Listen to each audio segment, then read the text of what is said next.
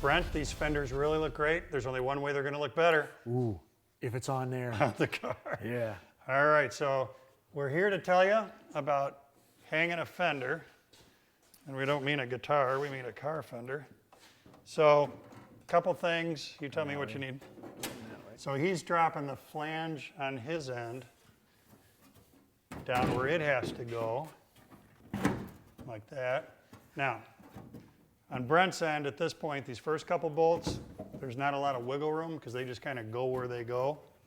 But what's going to make this thing work as far as alignment goes, so it looks good on the body, is a big oversized hole here in the top of the fender.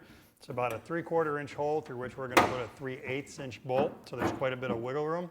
There's a similar hole down under the bottom, so that can get manipulated as well in order to get all the parts aligned. Now, this is a great tip that Brent's doing, but we're not talking about yet, which is he's using a tapered pin in one hole in order to get alignment on the next hole. So a lot of times, as you try to manipulate these parts, you can't quite get the bolts in where they're supposed to go.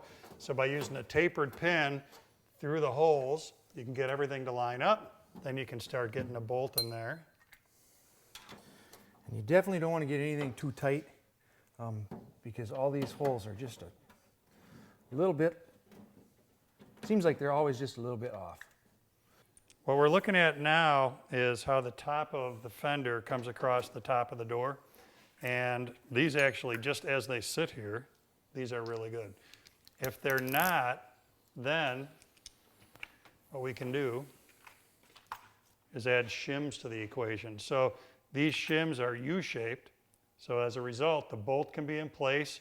We could raise the fender just a little bit, slide the shim between the fender bracket and the top of the body.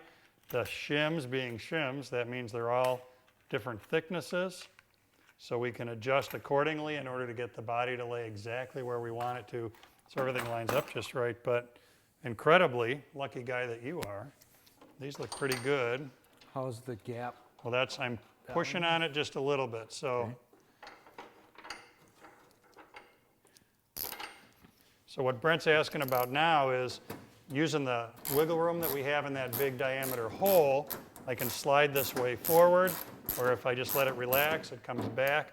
So sequence of events is really important. We hung the door first, or we hanged the door first. What did we do first? We put the door on. We put the door on, yeah. And then, once the door is on, we came to the fender. Now we're going to set the fender to the door, checking this gap as we go, so that it's uniform as we work our way down. And if I had the right ratchet, or you did, I think we could put some snugicity on this bolt.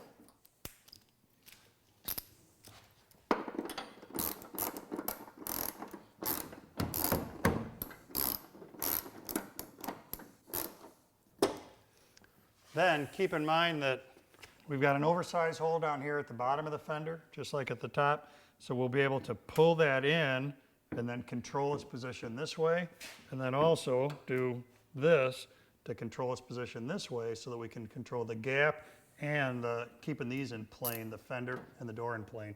So really, Brent, this one went on really well. Yeah, Didn't take a lot of messing around. Sometimes you got to shim the front, shim the bottom. I mean, this one did actually go on really well, so we got lucky. But again, on your particular vehicle, be patient, use the shims as needed, take time to get everything aligned just right, and the car's going to look great when you're done. What do you got left to do here? Just tighten up 2 bolts here, and then we got to put a couple in underneath under the fender and the inside. Good to go.